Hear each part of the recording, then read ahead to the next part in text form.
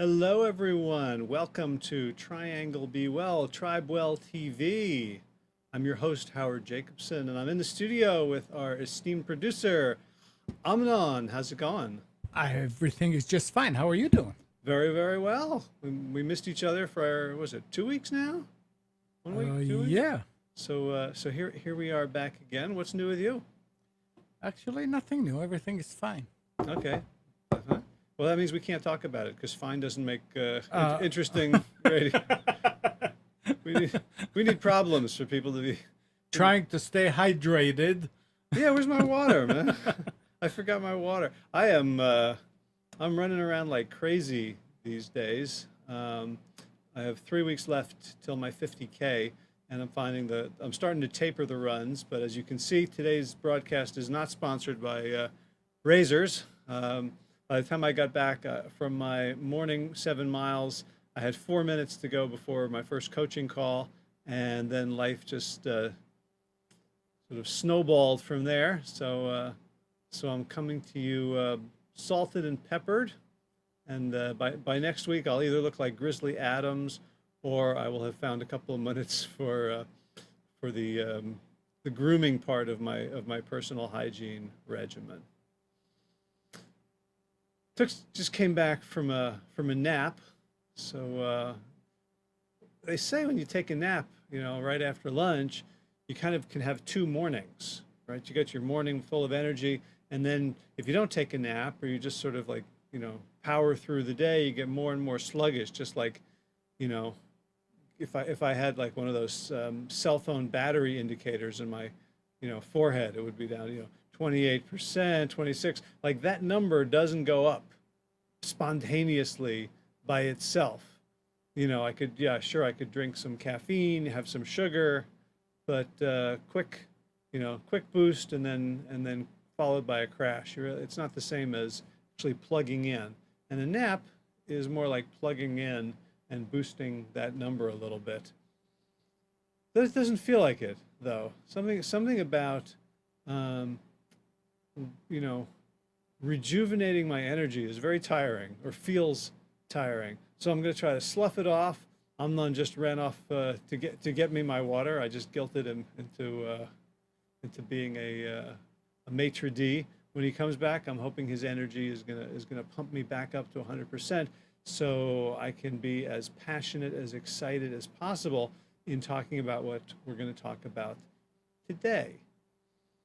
So today is part 3 of the TripWire series, and boy, I wish my handwriting was better. So I'm gonna have to go through this. I wrote this all down before the first series that I did, which is about a month and a half ago now. But it's a 3-part series. So the tripwires we talked about. Thank you very much.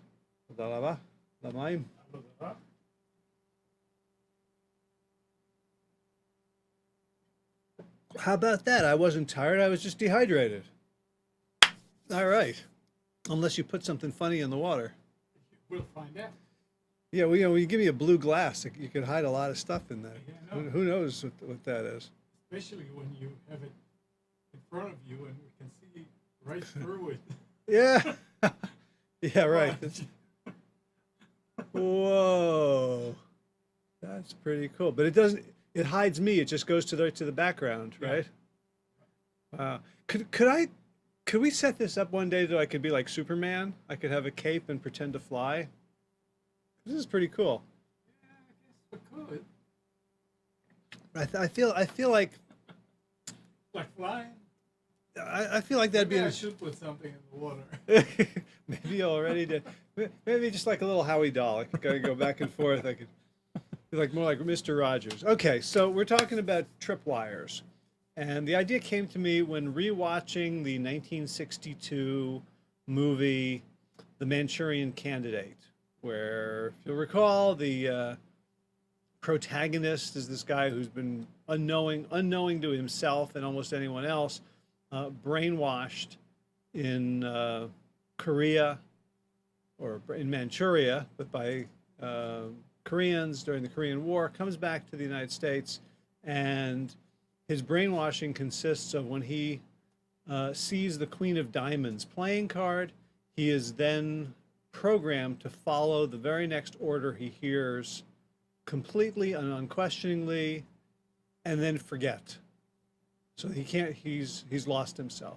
So we talked about these tripwires in terms of state changes that we can, so a tripwire could be like a behavioral trigger that makes us forget our resolution, our diet. And it's not like we go, okay, well, here I am with free will, and I'm sitting down and I'm at a restaurant with friends, and there's this thing on the menu that I know I shouldn't get, but I'm going to exercise my free will and really think hard and decide, am I willing to make this exception right now, or can I get something else? That's not how the tripwires work.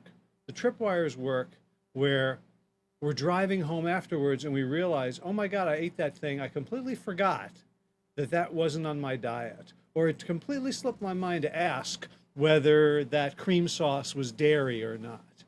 Or I was intending to exercise, but then I just sort of saw the newspaper or saw my Facebook feed and got caught up, and I completely forgot until 45 minutes later, and then it was too late. So these tripwires don't change our minds. They take us out of ourselves so that the underlying negative programming, the underlying programming that's got us into whatever mess we're in, just picks up. And it's like we go asleep. Our higher selves, the parts of us that are strategic, the parts of us that that think in terms of long-term goals, those parts of ourselves are simply not accessible. And we can become disconnected from our goals. And if you've read my friend Glenn Livingston's wonderful book, Never Binge Again, which you can get, by the way, absolutely free as an Amazon Kindle book, so you can read it if you have a Kindle device or a tablet or a phablet or a phone or a computer. If you are struggling with binging, with eating foods that you don't want to eat, it's a fabulous book, and it's become the basis of a lot of my private wellness coaching. So, and if you've read that book, you know that he talks a lot about the pig, this personified or animalified survival instinct that has run amok. And so when we are tripwired, we go to sleep, and the pig has full run of our bodies, our hands, our mouths, our eyes, and then we sort of wake up, and it's almost like, like waking up from a multiple personality disorder, or it's not called that, a dissociative personality disorder. So I'm thinking about this really good TV series that was on a bunch of years ago called The United States of Tara, which shows apparently very, very accurately what it's like to have this dissociative personality disorder. And it's like, when Tara, the main character, wakes up and discovers that she's dressed in, trucker's clothes, and her husband has a black eye. She goes, oh no, Buck was here, and has no recollection of being Buck, because she wasn't. So the first week we talked about the 3 levels at which these tripwires exist. And we talked about society, about the advertising and the norms just in the world around us. We talked about setting, which is our physical and social environments, so closer to ourselves. And then with society, we don't really have a lot of choice about it, unless you want to move to another country or another continent or another planet or build yourself a bunker. We're pretty much in society, and we have to deal with it. Setting, there's a lot more control and choice. You get to choose to some extent, where you live, what goes in your bedroom, what goes in your kitchen, what goes in your garage, who you associate with. And of course, it's not complete control. And some of the choices we made decades ago are still operational now, so we don't have sort of instant control to change anything. but we have a lot more control over our setting than we do over our society. And then there's the third level, self, which is our interior, our mental and emotional state.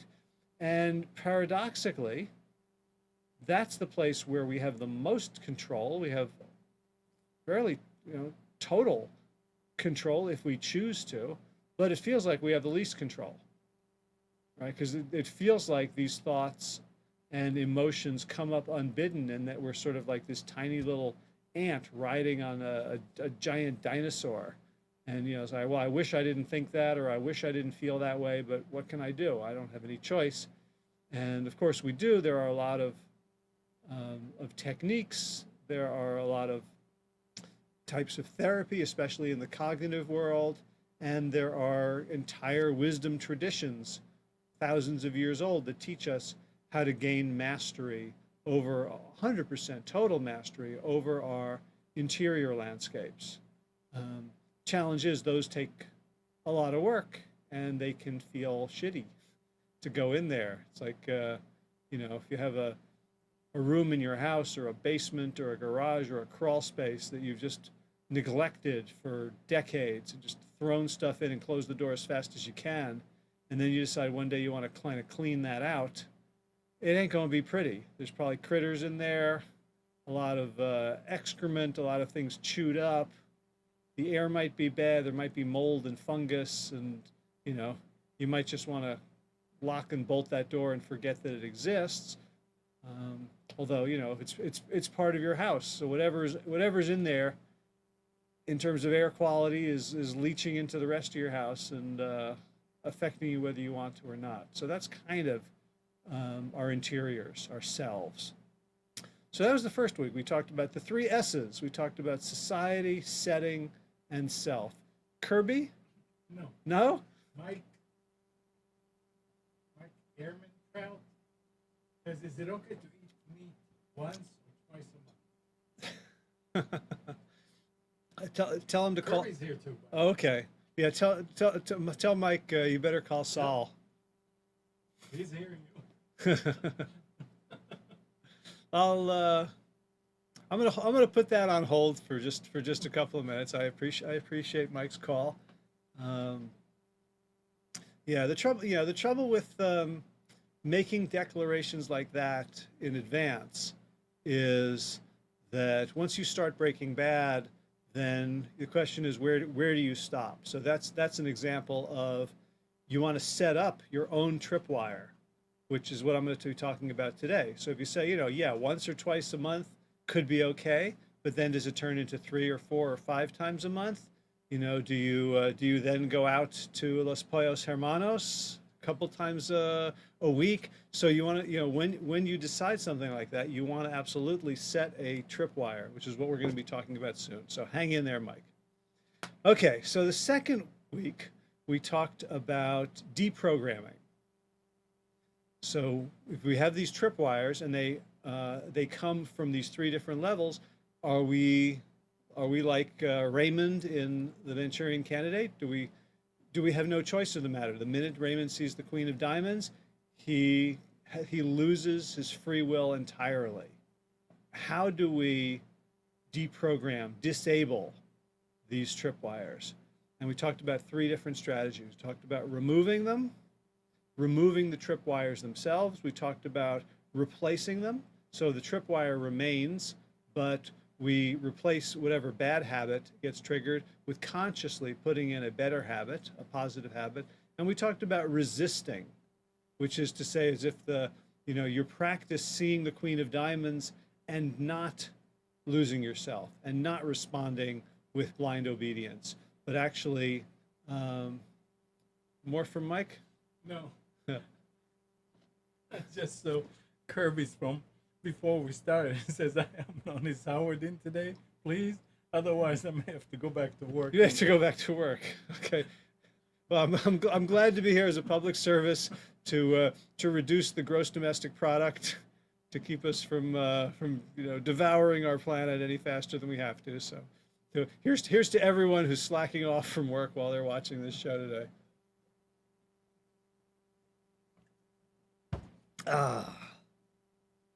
So, and the three levels of deprogramming or disabling the tripwires are in increasing levels of agency and control. So if we try to remove those tripwires, we just try to avoid them. So Raymond could hire somebody to go through every deck of cards in his city and remove all the queens of diamonds. But that still leaves him very vulnerable. The control is outside of himself, and once the tripwire appears, even if he's removed most of them, he's still at its mercy. So there's a saying, I can't remember where it's from, but you know, you can either carpet the world or you can wear shoes. And avoiding these Queen of Diamond tripwires, not going out to restaurants, not hanging out with friends when they go places, not going to reunions, or just hanging out at the Alcoholics Anonymous tent. Those are all ways to remove yourself from the tripwire or remove the tripwire from your life. A higher level is to replace that bad habit with a better one. So for people who use that example of people who are doing an alcoholic abstinence program, when they see a drink, a lot of them, you know, their better habit is to have a cigarette, which is certainly problematic from a health standpoint, but maybe to say an affirmation, or to eat an apple, or to go for a run, or to take out your note card. You know, if you're doing cognitive behavioral therapy, take out your note card, remind yourself of all the good in your life that comes from abstaining from alcohol. So replacing the original habit with a better one. And then the third is to just resist until this tripwire loses its power over you, kind of a desensitization process. So that people will go through for phobias, you know, fear of social situations, of snakes, of heights, whatever it is, you can gradually, in many cases, in most cases, desensitize yourself to that stimulus, and it no longer has an impact on you. And you know, we do this all the time with various tripwires in our lives. We just don't do it consciously. So I don't know if you can, you know, think of anything like an intrusive sound that startles you, or you know, wakes you up. Let's say, you know, my wife is on a trip this week, taking care of a friend who tripped and broke his leg, and we live out in the country. So at night, the sounds that we hear, or we would hear if we were awake, are owls, coyotes,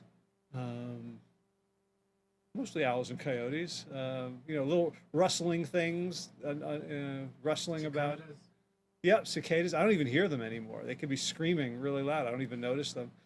But, you know, I talked to my wife this morning. She's up in suburban Pennsylvania, and she's like, it was hard to sleep because of all the city noises, all the human noises. And, you know, after a couple of days, she won't have a problem with that. So, you know, and people come out from the city, come out to stay with us, and they hear, you know, like, or the, you know, the laughter of the coyotes, or whatever they're hearing. They will respond to that because it's not natural to you know, anything new in our environment signals potential opportunity or danger. So, you know, if you think about the way the human brain works, it is essentially a filtration system first and foremost. Everything else that the brain does is based on the fact that it filters out almost everything, because otherwise there'd be too many stimuli to act on. So if you take a second right now and just start paying attention to things that your brain has filtered out. So sort of consciously invite them in. There's an AC unit over there. I didn't notice it until just now. In fact, I can, not only can I hear it, I can feel a little cold air blowing at me from it, and I can see there's a number 73. So we're at 73 degrees Fahrenheit. What else? See the baffles are moving over the lights a little bit. What's that? Oh, there's a fan. There's a Lasco fan up there in the corner. There are lights flashing here. I can feel my right butt cheek falling asleep a little bit in this chair. So, yeah. I can feel the pressure. I can feel the temperature of my right earlobe. I can pay attention and feel my heartbeat. I can feel that I'm a little dry at the top of my mouth. I want a little bit more water. When do you have time to talk? Only when I ignore all that stuff. Right. And I hate to admit this, but when I was a kid, one of the things that I was very good at ignoring was the sound of my mother's voice telling me to do stuff. So like I'd have friends over and they, junior high school, and they'd be like, "Aren't you going to do that?" I said, "What?" She says, "Your mother's been talking she's been talking for 10 minutes." No shit, really? So I didn't know that. It was like a frequency that I just like those like Bose noise canceling. Like I had an internal mother canceling headset. No, I didn't realize she was telling me to take out the garbage and clean my room and do all that stuff. Honestly, I wasn't like trying to ignore her. It's like, but they'd say, "But you were saying, okay, yep, I will." So I didn't notice that either, right? So we are very good at defanging these tripwires, but we have to. It's harder to defang the ones that lead to immediate reinforcement in terms of a quick dopamine rush. So if we have this queen of diamonds and we then go and we eat a bar of chocolate, that's positive reinforcement, right? You go and you gamble and you pull the one-armed bandit, you pull the slot machine, and a few coins come out. Even though it's less than you put in, the coins coming out are bright and shiny, or they're, they look like bullion, pirate treasure, and some part of your brain gets a dopamine hit from that. So those are the ones that tend to become pervasive. So learning how to resist those through habituation, through sitting with it and not immediately jumping at it is extremely important. And in my Healthy Habits huddle, so I have 3 times a month, I'll get together with students, clients, customers of mine, and we'll talk about healthy habits. This past week, I talked about meditation and the importance of meditation as a practice forum for inhibiting our impulses. So that when I sit down to meditate, one of the things that will happen invariably is that I'll start itching all over my body. My nose will itch, my right temple will itch, my throat will itch, and all I have to do when I feel an itch is just go here and just scratch. And it doesn't help because now I got an itch here. Now I got an itch here. And I could spend the entire session not meditating, but just acting like a chimpanzee, right? Just following the itch all around. So which tells me it's not a real itch. It's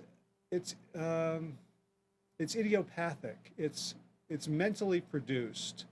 And some part of my ego doesn't want me to meditate because it feels like if I meditate, hi Gaia, sweet dog. If I meditate, then maybe I will realize that my ego is not the boss of me, and it fears that. So it sends all these itches all over the place so that I don't meditate. But what happens when I sit down to meditate is if I feel the itch, and I'm immediately, my hand wants to go, I say, oh, look what my hand's doing. I bring it back down, and I sit with the itch, and I practice not scratching the itch. Or if the thought comes and I think, what a great title for my next blog post. You know what? I have 19 and a half minutes left to meditate out of 20. I don't want to forget it. Let me just write it down, and then I can get back to meditation. All right. So, and then I want to reach for the pen, or I want to get up. And if every time I stop myself, I resist that impulse, I get a little bit stronger at resisting impulses everywhere in my life. So that's where defanging the Queen of Diamonds, this tripwire, comes from. So that brings us to today's topic, which was raised by Mike in his question, reprogramming, so that we set up our own tripwires, but tripwires for positive behaviors, so that we are taking active control over our environment and seeding our environment with virtuous tripwires, things that make it easier for us to do the right thing, to do the things, and by right, I don't mean morally right or wrong, I don't get into that, but things that make it easier for us to live in alignment with our values and with our living into our best selves. So, first I talked about society, setting, and self. Then I talked about remove, replace, resist. So now I have 3 I's, but I can only think of 2 of them. So I need another I. So the first, I'll go through the first 2, and then maybe our intrepid chatters can help me with the third one.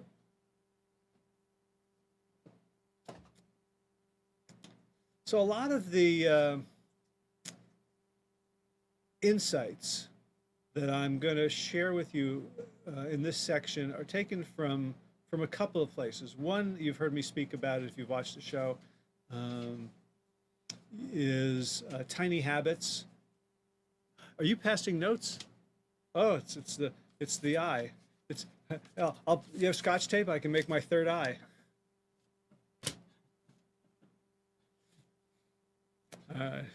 This is very. I'll leave it right here. Maybe we can play Hangman, and I can just guess the next letters. Or Ouija.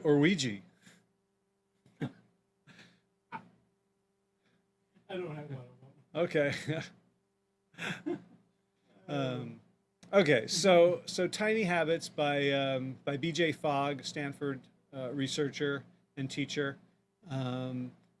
Almost all of his work involves creating these little environmental tripwires to trigger what we'll call virtuous habits.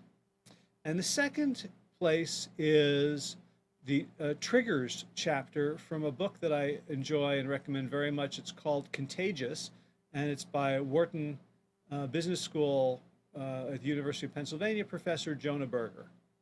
And there's a lot of really useful, instructive examples in that chapter. And so I want to talk about us becoming architects, virtuous architects, so that we can create, at least in the first 2, in terms of our self and our setting, that we can install these positive tripwires. And we can also use existing societal tripwires. We talked about that a little bit and replace bad habits with better ones. But here I'm talking about something else where we're not necessarily trying to fight an existing tripwire and wrestle its meaning, but we're just taking some random tripwire that is ubiquitous in our environment, our social setting, and turning that to good. So what we want to do is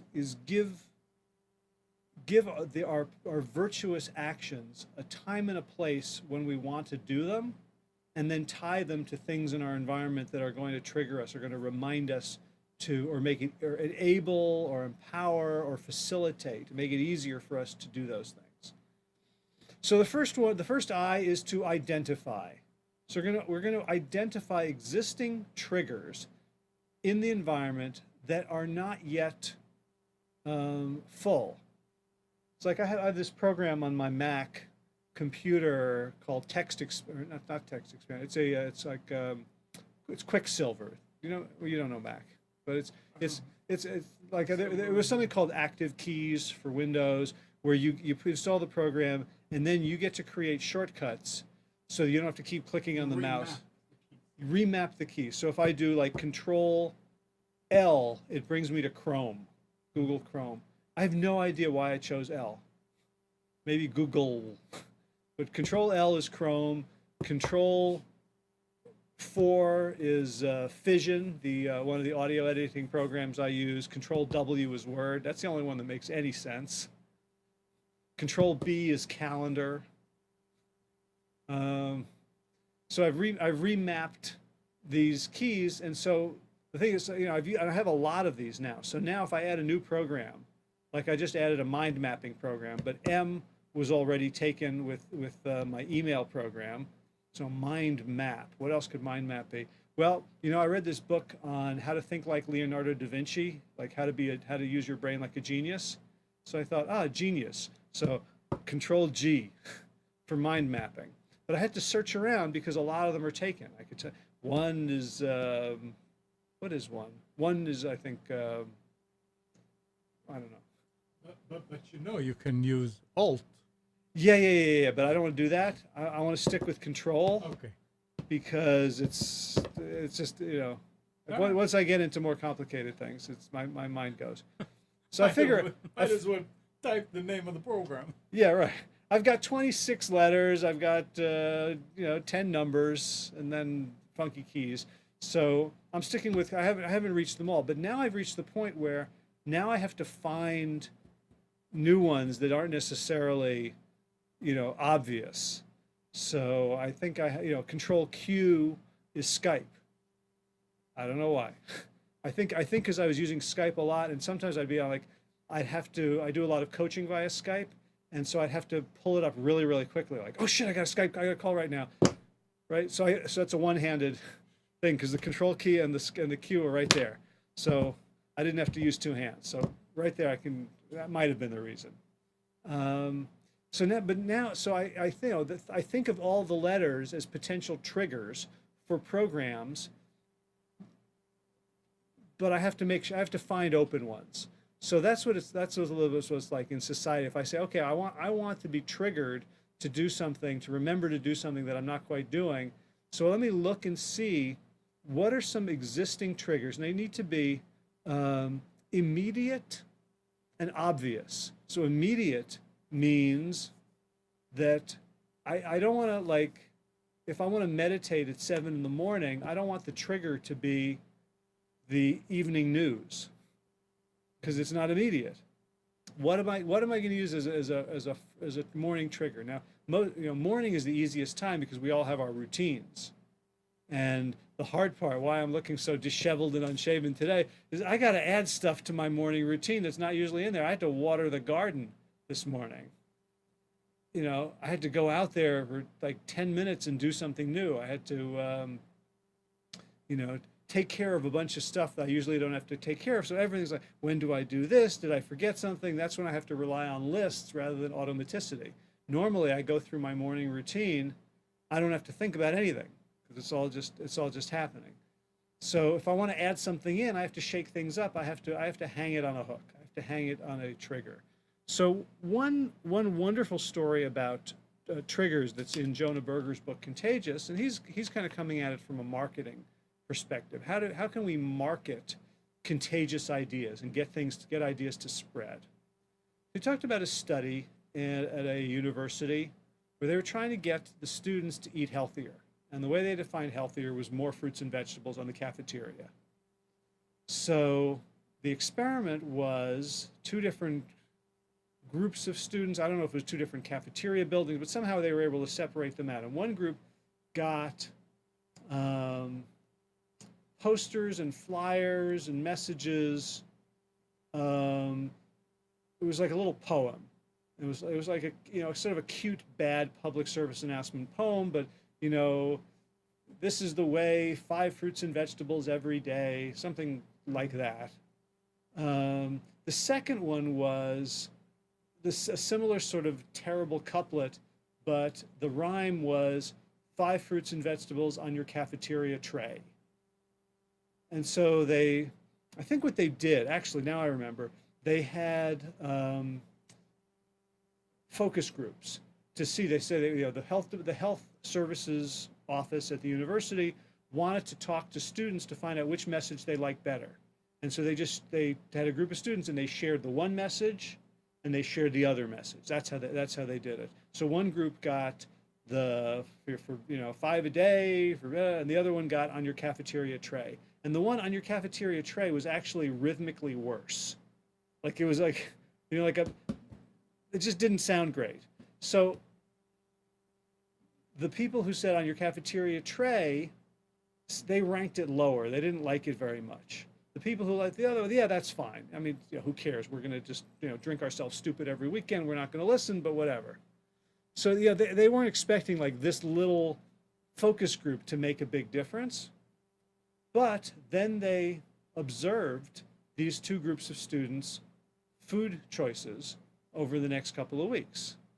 And they found that the group that had the couplet that they sort of liked, that was cute and innocuous, didn't change their behavior at all. But the group that had mentioned the cafeteria tray increased their consumption of fruits and vegetables by 25%. It's pretty significant. Because what they had done consciously was they had set up the cafeteria tray as a queen of diamonds. That whenever they saw the tray, they were thinking, increase your fruits and vegetables. So it didn't have to be good, it didn't have to be elegant, it didn't have to be creative, it didn't have to be pleasing, but by hearing that repeated enough that all of a sudden now they were thinking about it.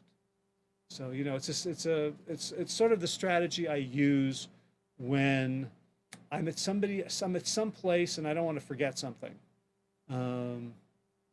So what I will do is whatever thing I have, like someone's giving me, like, oh, here's a bag of eggplant from our garden in a paper bag. Like, that's just like, I didn't come with it, I didn't think about it. Like, that's the sort of thing I'll just forget. So I'll say, oh, thank you very much. I'll take my car keys and I'll throw them in the bag. It's like, I ain't leaving without them. Right? So using that cafeteria tray. So again, Jonah Berger says what you need to do is make it immediate and obvious. So something that's going to be right in front of you. So, and you have to be a little bit of a detective here, because the things that are immediate and obvious that can make the best triggers are usually the things that we ignore, that we don't think about. So think about the things that we do all the time that are sort of right in front of our noses, and think how we can turn them into tripwires for positive behavior. So, for example, something like turning the shower knob, like make a little poem. Like whenever I touch the shower knob, I do 2 push-ups. So I'll turn on the shower, and while I'm waiting for it to get to the temperature, I'll get down on the ground and do two push-ups. So by consciously relating the shower knob to the push-ups, that then when I touch the shower knob, that gets triggered. It gets tripwired in the same way the Queen of Diamond triggers Raymond to become mindlessly obedient. Okay. So now we can install new triggers. We can decide that something in our society or in our setting is going to be a trigger. So this is the second I, installing. So the example there's a couple of examples that they use. And what they want to do with what Jonah Berger says you want to do here is what's called repeated pairing. So, and he's talking to marketers. Thank you very much. That reminds me of the ads for Orangina. Remember Orangina? I have no idea what it was actually in there. It was some sort of orange pulp, and I think it might have been fizzy water.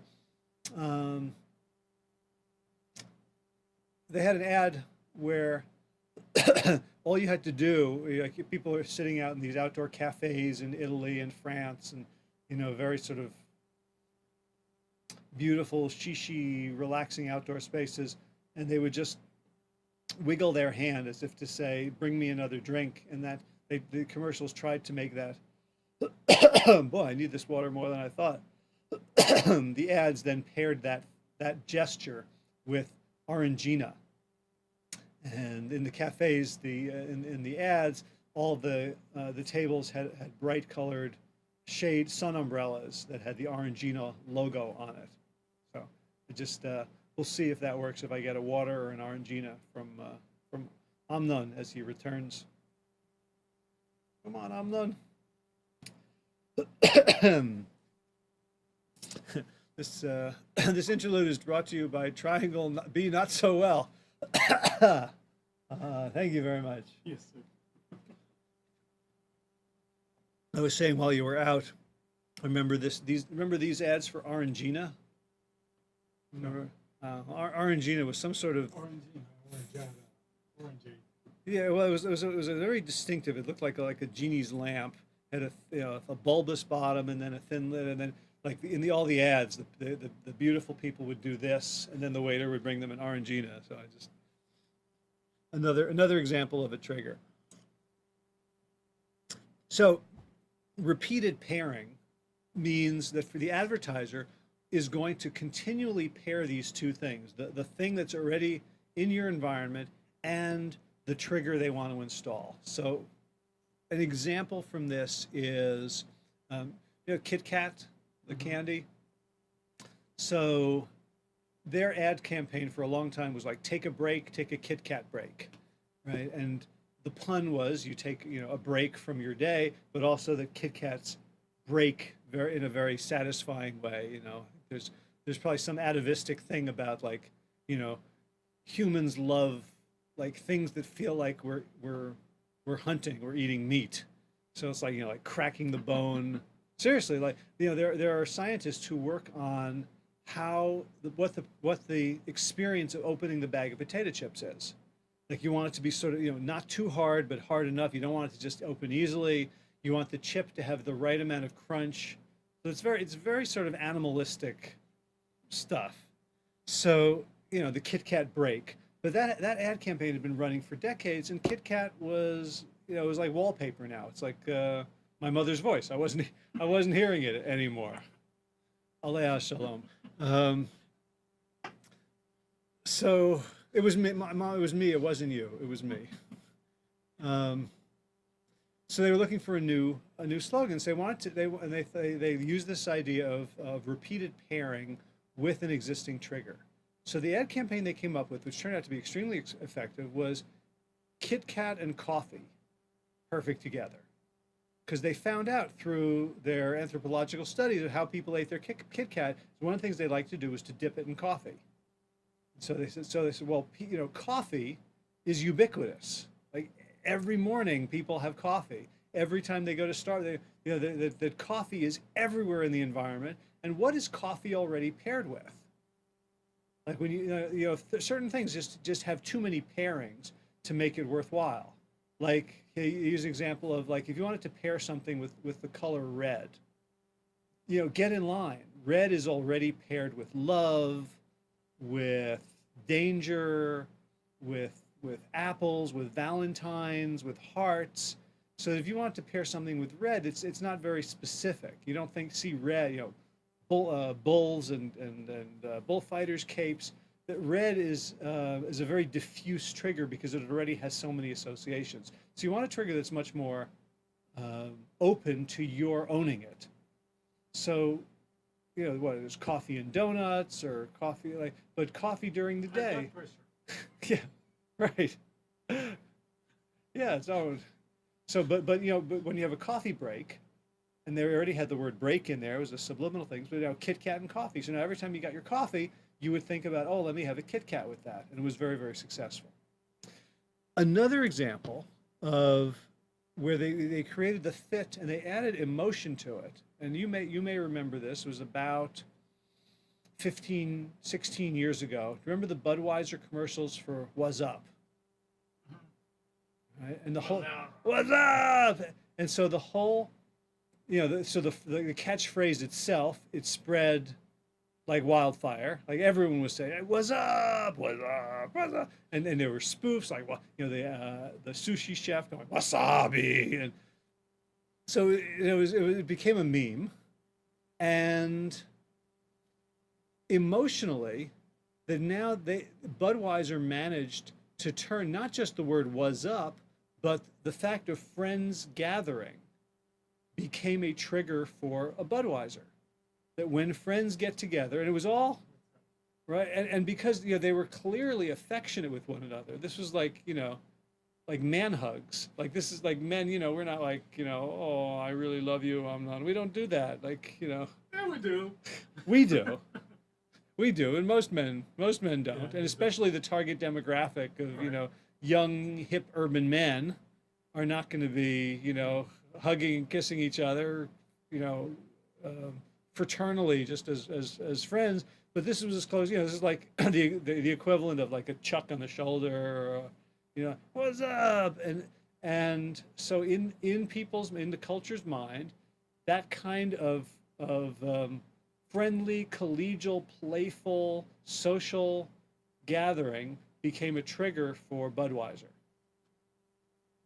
And so now they did it by, remember, this is by repeated pairing. By, it had to be a good fit, right? So Jonah Berger says, like, Kit Kat and cantaloupe wouldn't have worked, even though it was alliterative, even though it had the k, but it didn't make any sense. So there has to be a natural fit.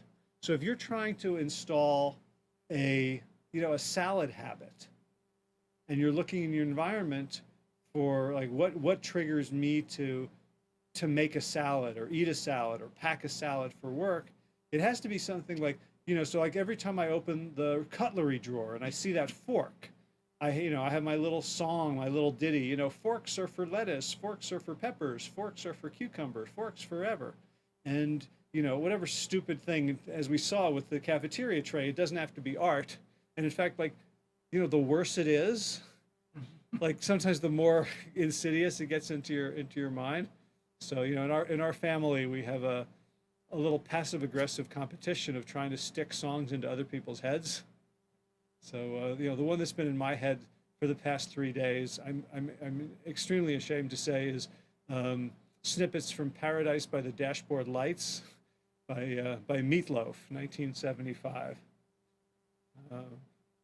In particular, the line that's coming to me is it? You sure you want to do that? Let me sleep on it, baby, baby, let me sleep on it. That's the girl asks if he's going to love her forever before they have sex in the car, and he doesn't want to give an answer. He says, "Let me sleep on it. I'll give you my answer in the morning." And she goes, "I gotta know right now." So this is what flits around this is what I have to turn off in order to bring you content. So I hope you appreciate the level of. Well, here goes. Kirby says, "This is the Barney song." Then Mike goes, "Stop." I said, "Please stop." Said, "Dear God." Well, the Barney song. I love you, you love me. Now, Mike has a question, but I mean, it's going to break into what you are. Oh, well, let's hear it. Says, what's the difference between binge eating and enjoying something once in a while? Oh, great question. So I define a binge the way Glenn Livingston defines a binge, which is eating something that's not on your plan, eating something that you didn't intend to eat. So kind of breaking your word. So if you say, "I'm never going to eat those Cliff Bars," that's just not on my plan. I don't eat Cliff Bars. And then you find yourself eating a Cliff Bar, that's a binge. So whereas if I say, well, I've got, I'm going to have the Lara Bars. You know where they are, Mike. They're just next to the Cliff Bars, just on the next shelf over. But the Lara Bars are okay for me, but, not a box at a time.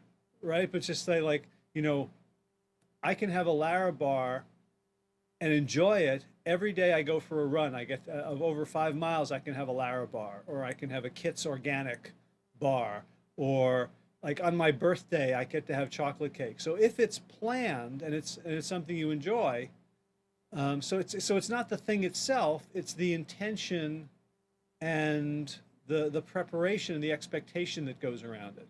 So if you eat something and you go, "Oh God, I feel guilty, I shouldn't have done that," that was a binge. If you eat it and say, "That was wonderful, that was just enough, I'm in control and I'm in integrity," then that was just enjoying it. And so it could be the same food, it could be a birthday cake, but it's the context and it's the relationship with the food that determines whether it's a binge. It's not like every time you eat this, it's a binge, and every time you eat a salad, it's not a binge. So Kirby's saying, even if just one Cliff Bar, that's a binge? Yeah, it is for me. I thought it was when you eat a whole bunch of stuff. Well, yeah, I mean that's how society defines it in terms of binge eating, like eating too much. But for me, it's when I'm breaking my word to myself. because first of all, it doesn't make me feel good. Cliff Bars don't make me feel good afterwards. I feel crappy after eating one. And if you read the ingredients, you'll see why. You know, hydrolyzed vegetable protein and soy protein isolate and whatever else it has in it, and rice syrup. It's not a natural food. It's not a whole food. So plus, when I eat one, then I've sort of tripped a tripwire that is hard for me to recover from. So if I had one, then why not have three? Why not have five? Why not have the entire 24 pack from Costco? And so I'm no longer free. So the question about binge or not binge it's really about emotional freedom. So let's say I really like chocolate birthday cake, a particular kind of cake with like raspberry filling and a frosting on top. And if you said to me you could never have that again, then I would resist. And I'd say, but I could never do that. Or, okay, but every day I don't have it, it feels like a rubber band stretching me farther and farther and farther. And one day it's going to snap. Or all I do is dream about it. And, all right, I start watching like food porn. Like I can't have it, but I can watch other people have it. You know? How do you come up with all food porn? And okay. so that would, so in that case, it makes not saying never again could make me feel less free about it and could make me obsessive. But if I say, you know what, I'm going to have that cake on my birthday, and I'm going to have it on the, every time an immediate family member has a birthday and I get to bake the cake, I'm going to bake that cake and I'm going to have a slice. So I was coaching someone last week who was having trouble with a binge at her daughter's birthday party. There was cake, she had the cake, and she was fine. But then a couple hours later, she had more cake, and there was some cake left over, and she had it the next day. And at that point, it became a problem. So let's create the rule to distinguish something in which I'm in integrity with a binge, because clearly a piece of cake is not going to be a problem. It's not the one thing, but it's the entire dietary pattern. So we decided, okay, so the width, if it's a cake, it's a wedge. So the width had to be no bigger than the hand. So we came up with a rule, and it's one piece per birthday, and that's it. And so now we have some specificity around what's a binge and what's not a binge. And the key to the specificity I learned from Glenn Livingston is if you had 10 independent observers, they would all agree on whether you binged or not. So rather than, one piece of cake. Okay, you know how big a piece of cake I can cut?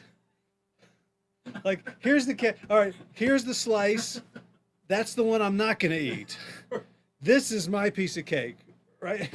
So we're not talking about, Rabbi Hillel and Shammai arguing about, the loopholes in the law.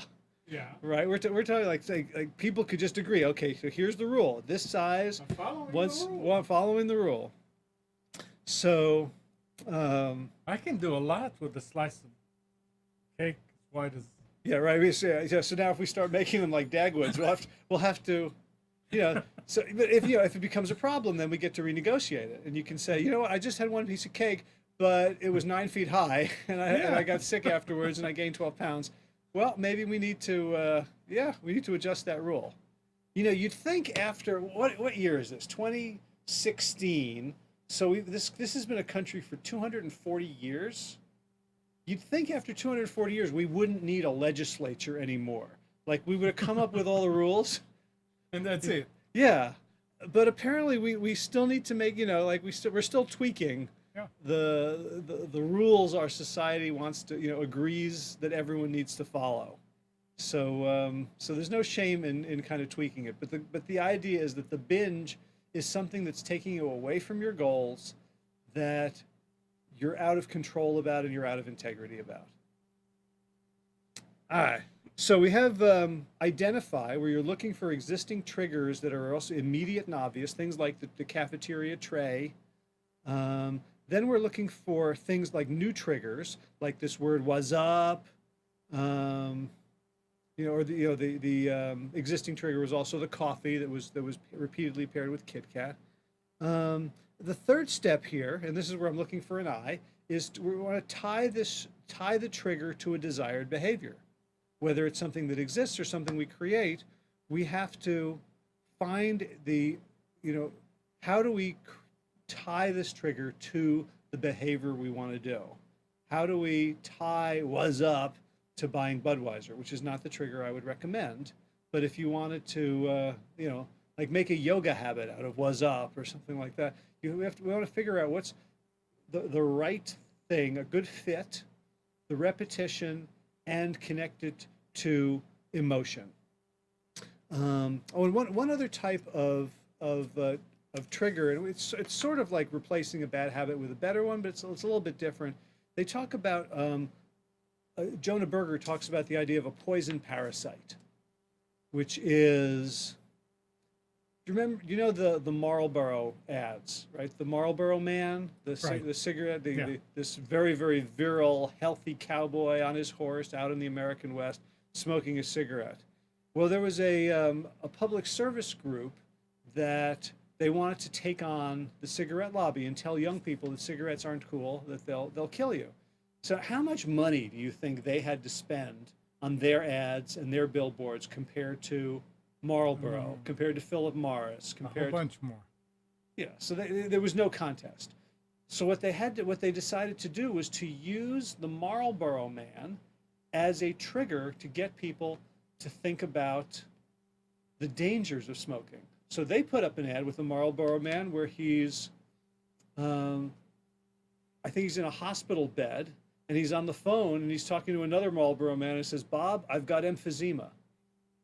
So it was a spoof. And what that did was, is like, once you see the spoof, then whenever you see the real thing, if it's an effective Right. spoof, it becomes a poison parasite for the rest of it. So it's a wonderful thing to do. If you see, like Coke adds life, well, no, not statistically. Right? So, and this is where it gets fun. If you want to kind of start to become your own creative advertising agency, and I'm someone who grew up on, the greatest journalism of all time, and by which, of course, I'm referring to Mad Magazine. Right? Did you read Mad Magazine? Yeah. Remember the ads? Right? They were so subversive. They would take existing products, change the name a teeny bit, so I guess they wouldn't get sued, and they would make fun of them. And it was the most wonderful, biting satire. So once you saw that, you couldn't help but think about the satire around, the when you saw the actual advertising. So this third eye is to tie the trigger to a desired behavior. And the three elements we want to do there is, like, it's a good fit. So it happens immediately and it makes sense that you're thinking about that they're in the same domain of thought. The second is that you can't just do it once. It has to be a repeated pairing. And the third is you're going to attach emotion to it, because we remember things when our emotions are heightened. Right? So, to use you know, a very stark and sad example, people remember where they were when they heard earth-shaking news, whether it's of a personal nature or Kennedy was shot, the Challenger blew up, 9/11. Everyone remembers where they were. And if you think about all the moments in your life where you don't remember anything, why do we remember those moments? It's because our emotions were heightened. So we're gonna tie, which once we determine what the trigger, we want to figure, like, what's the behavior that fits in terms of domain and time. How can we do repeated pairings, and how can we incorporate emotion into that, so that we then can become the masters of our own behavior by assigning meaning, assigning positive, empowering meaning to all the elements in our world. It's almost like the world is this vast jigsaw puzzle with all these pieces, and it has no inherent meaning, except society is trying to give it meaning. Society is telling us, when you see coffee, have Kit Kat. When you at 10:15 ingest caffeine and sugar and fat, and it's created all these rules for us to follow. if we don't rewrite it, if we don't take responsibility for creating our own set of meanings, empowering meanings, then we're going to just float along the mainstream and get all the outcomes and diseases that the mainstream gets. So this is a really, really important part of the responsibility of planting ourselves against that mainstream so that we can be strong and we can be healthy. We're out of time for today. If you had wanted to call, you would have called 919-518-9773, or you would have Skyped at Computers 2K Voice on Skype. We'll give you a chance next time. If you want to know more, you can go to trianglebewell.com. You can email me, Howard at trianglebewell, or hj at plantyourself.com. I'm really getting into individual coaching, and I've got some packages that I'm enjoying very much and that people are getting a lot of benefit from right away. So this is my little advertisement. If you want to change your health outcomes, if you want to change your destiny, you want to change your life, and you've been trying without success, I've been doing this for a long time, and I've got a few tricks up my sleeve and things that have worked. And the nice thing about it is that it's not about me. It's about empowering you with these tricks so that you don't need me after a while. So if you're interested, just send me an email, Howard at trianglebewell.com, and just tell me what's up, and we'll get on the phone and figure out if one of my programs or if one-on-one laser coaching is right for you. Amnon, thank you so much for this bully pulpit once again. And thank you, everybody. Go out and reprogram those queens of diamonds. Let me know what the third I is. Identify, install, and as always, be well, my friends.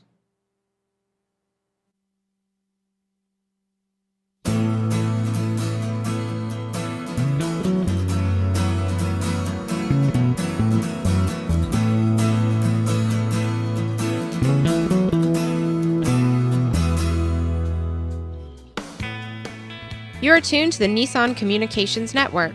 Our weekly lineup of call-in programs includes Computers 2K Now with Amnon Nissan, My Life, My Will with Gisela DiCarlo, The Tanya Love Show, Health Then with Debbie Bruck, Breaking Free with Marilyn Shannon, Triangle Be Well with Howard Jacobson, Lunch and Learn with Rabbi Yisrael Cutler, Lessons of Vietnam with NCVVI members, Current Affairs with Amnon Nissan. And if you tuned in too late, you can always watch each program in its entirety or download an MP3 audio file of it in the archives section on nissancommunications.com. Don't forget to subscribe to our YouTube channel, follow us on Twitter, and like us on Facebook. Sponsored by Atomos.com, makers of quality video recorders and converters, CarolinaApparel.com, and DeltaForce.net.